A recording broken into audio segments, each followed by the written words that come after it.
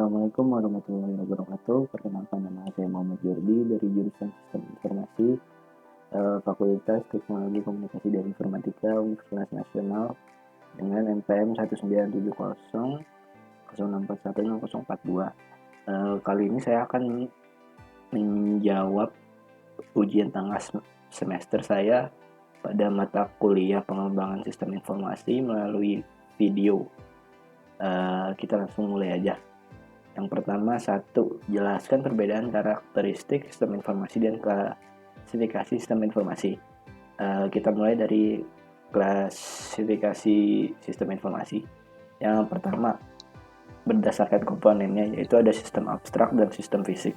Sistem abstrak ini sistem yang berasal dari gagasan atau konsep. Contohnya itu sistem teologi, hubungan manusia, alam, dan Tuhannya. Sistem fisik yaitu sistem yang secara fisik dapat dilihat, seperti sistem komputer, sistem transportasi, sistem di perguruan tinggi. Kemudian yang kedua berdasarkan kondisi, yaitu yang pertama sistem deterministik, yaitu sistem yang operasinya dapat diprediksi secara tepat, yaitu contohnya sistem komputer. Yang kedua sistem probabilistik, sistem yang tidak dapat diprediksi dengan pasti karena mengandung unsur probabilitas, seperti sistem evapotranspirasi, sistem serapan hara, dan sistem fotosintesis. Kemudian berdasarkan keterbukaan, menjadi yang pertama sistem tertutup, sistem yang tidak berhubungan dengan lingkungan dan tidak dipengaruhi oleh lingkungannya. Contohnya sistem reaksi kimia dalam tabung, reaksi yang terisolasi. Kemudian sistem terbuka, sistem yang berhubungan dengan lingkungan dan dipengaruhi oleh lingkungan. Contohnya sistem tanah. Kemudian karakteristik sistem informasi. Yang pertama memiliki komponen. Karakteristik sistem informasi yang pertama adalah komponen. Seluruh komponen yang ada di dalam sistem informasi akan saling berhubungan antara satu dengan yang lainnya. Yang kedua memiliki batasan atau boundary. Sebuah sistem informasi harus memiliki batasan atau juga yang dinamakan sebagai boundary. Setiap sistem informasi harus memiliki batasan dengan sistem informasi lainnya agar tidak sampai ada informasi yang masuk yang saling tumpang tindih. Kemudian yang ketiga memiliki lingkungan yang berasal dari luar sistem atau environment. Karakteristik sistem informasi yang ketiga ini ya memiliki lingkungan yang berasal dari luar sistem.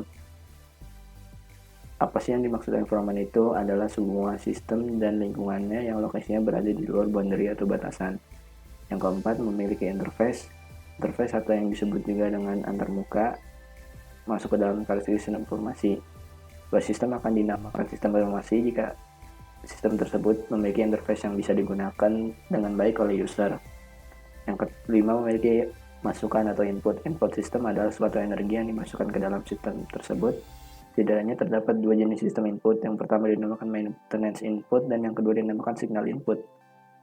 Maintenance input teknik sebuah input yang berkaitan dengan perawatan terhadap sistem tersebut. Dengan begitu, maka sistem dapat bekerja dengan baik sesuai dengan diinstruksikannya. Sementara itu, signal input adalah energi yang berupa sinyal yang nantinya akan memberikan pengaruh besar terhadap pelancaran transfer data dan juga pengiriman atau transmisi data yang berasal dari host atau server untuk kemudian diteruskan kepada bagian keluaran. Yang keenam, memiliki pengolahan data dan pemrosesan data. Bagian ini berada di bagian dalam suatu sistem yang berperan di dalam memproses data masukan atau input untuk kemudian dialihkan atau dikirimkan ke output. Artinya pengolahan data ini digunakan untuk memproses sistem informasi secara menyeluruh dan kemudian mentransmisikan hasilnya menuju keluaran atau output. Yang ketujuh memiliki pengeluaran atau output sistem. Output atau pengeluaran sistem merupakan hasil dari energi yang dimasukkan dalam sistem. Energi ini dikatakan sebagai energi keluaran. Hasil dari input ini nantinya berupa sebuah tampilan data dan juga informasi yang kemudian dimunculkan ke layar atau display. Dan data yang ditampilkan tersebut berisi tentang informasi yang sesuai dengan input yang dimasukkan. Yang kedelapan memiliki sasaran atau tujuan. Atau goalnya apa sih? Sasaran dari sistem ini adalah kepada siapa data tersebut atau informasi tersebut dikirimkan atau tampilkan.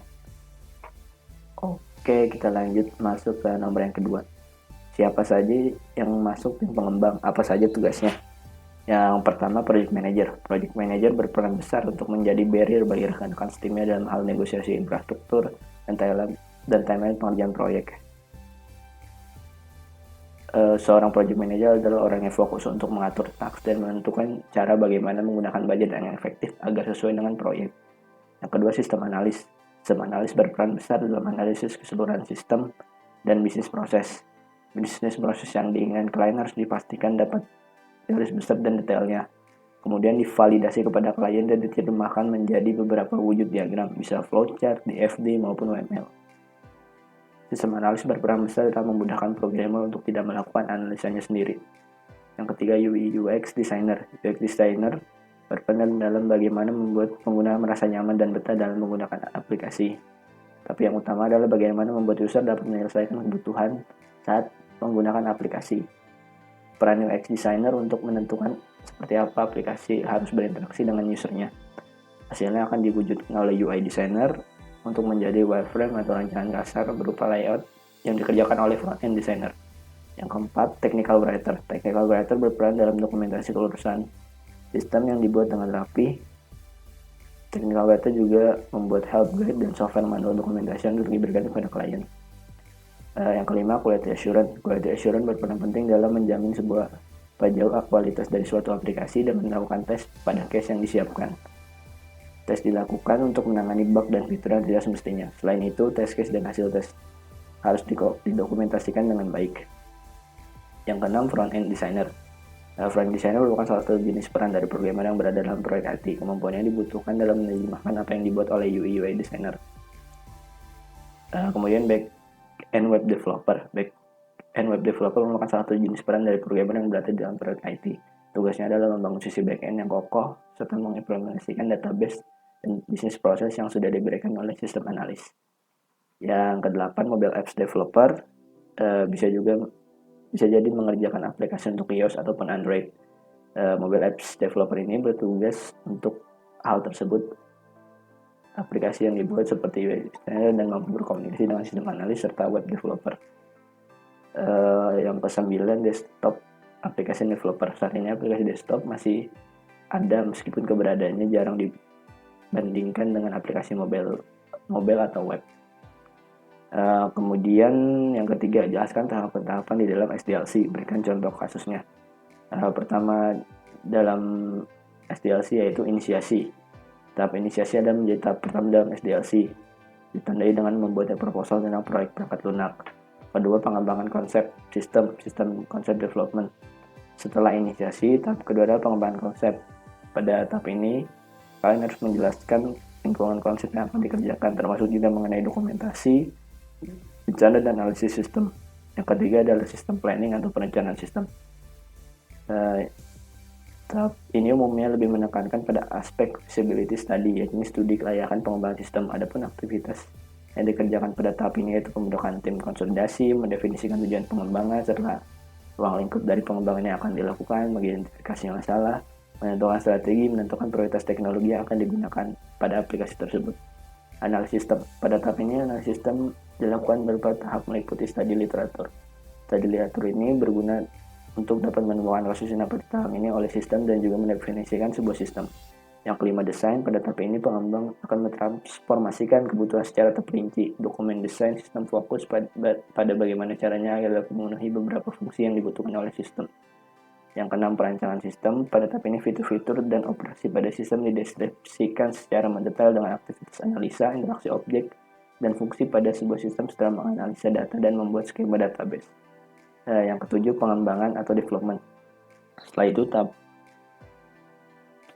pengembangan itu mengubah perancangan ke sistem informasi yang kompleks. Tahap ini bertujuan untuk mengetahui bagaimana cara memperoleh dan melakukan penginstalan pada lingkungan yang diharapkan oleh sebuah sistem. Yang kedelapan, integrasi dan pengujian. Pada tahap ini, pengembang akan presentasikan sistem perangkat lunak yang telah memenuhi keadaan yang dispesifikasikan pada dokumen kebutuhan fungsional.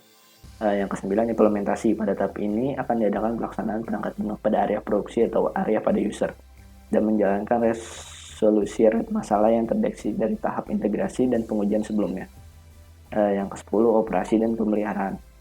Pada tahap ini akan dijelaskan tentang pekerjaan yang dilakukannya untuk menjalankan dan memelihara sistem pada area produksi, lingkungan pada user, termasuk implementasi akhir dan masuk pada proses peninjauan. Yang terakhir, 11, disposition. Tahap yang terakhir yaitu mendeskripsikan aktivitas dari pengembangan sistem serta membangun data yang sesungguhnya sesuai dengan aktivitas user yang dilakukan. Yang keempat, penjelasan perbedaan faktor kelayakan dan faktor strategis. Yang pertama adalah faktor kelayakan, terdiri dari teknikal, ekonomik, legal, dan operasional, serta schedule. Sedangkan faktor strategik adalah produktivitas, diferensiasi, dan manajemen. Kita bahas singkat. Yang pertama, faktor kelayakan teknikal. Menunjukkan apakah sistem yang diusulkan dapat dikembangkan dan diterapkan dengan menggunakan teknologi yang ada, atau jika membutuhkan teknologi baru. Yang kedua, ekonomik, menunjukkan apakah dana yang memadai tersedia untuk mendukung biaya dari sistem yang diusulkan. Yang ketiga, legal, menunjukkan apa ada konflik antara sistem yang sedang dipertimbangkan dan kemampuan perusahaan untuk menentukan kewajibannya. Kemudian operasional, menunjukkan apakah prosedur dan keterampilan personalia yang ada cukup untuk mengoperasikan sistem yang diusulkan, atau apakah prosedur dan keterampilan tambahan akan diberikan. Yang terakhir, schedule, sistem yang diusulkan harus berlaku dalam suatu rangka waktu yang logis. Kemudian faktor strategik. Yang pertama, produktivitas. Mengukur jumlah output yang dihasilkan dari input. Tujuannya untuk mengurangi atau menghapus biaya tidak menambah nilai. Diukur dengan rasio. Yang kemudian diferensiasi, mengukur seberapa baik suatu perusahaan dapat menawarkan produknya atau pelayanannya secara nyata, tidak serupa dengan jenis dan dari sifat produk dan pelayanan para pesaingnya. Yang terakhir, manajemen, menunjukkan seberapa baik sistem informasi menyediakan informasi untuk membantu para manajer dalam perencanaan, pengendalian, dan pengambilan keputusan. Yang kelima, jelaskan tahapan analisis sistem. Yang pertama, identify, yaitu proses dilakukan mengidentifikasi masalah. Hal-hal yang biasa dilakukan antara lainnya mengidentifikasi penyebab masalah, mengidentifikasi keputusan, mengidentifikasi personel kunci. Yang kedua, understand, yaitu memahami kerja dari sistem yang ada. Hal ini dapat dilakukan dengan menganalisis cara kerja dari sistem berjalan. Hal yang biasa dilakukan adalah menentukan jenis penelitian, merencanakan jadwal penelitian, mengatur jadwal wawancara, mengatur jadwal observasi, membuat agenda wawancara, mengumpulkan hasil penelitian. Yang ketiga, analyze, yaitu melakukan analisa terhadap sistem. Hal yang biasa dilakukan adalah menganalisa kelemahan sistem, menganalisis kebutuhan informasi bagi manajemen pemakai. Report yang terakhir, yaitu membuat laporan dari hasil analis yang telah dilakukan dalam kurun waktu tertentu. Tujuannya dari adanya laporan tersebut diantaranya yang pertama sebagai laporan bahwa proses analis telah selesai dilakukan, meluruskan kesalahan-kesalahan mengenai apa yang telah ditemukan dalam proses analis yang tidak sesuai menurut manajemen. Yang terakhir, meminta persetujuan kepada manajemen untuk melakukan tindak selanjutnya. Demikian jawaban dari ujian tengah semester saya pada mata kuliah pengembangan sistem informasi. Kurang lebihnya mohon maaf. Wassalamualaikum warahmatullahi wabarakatuh.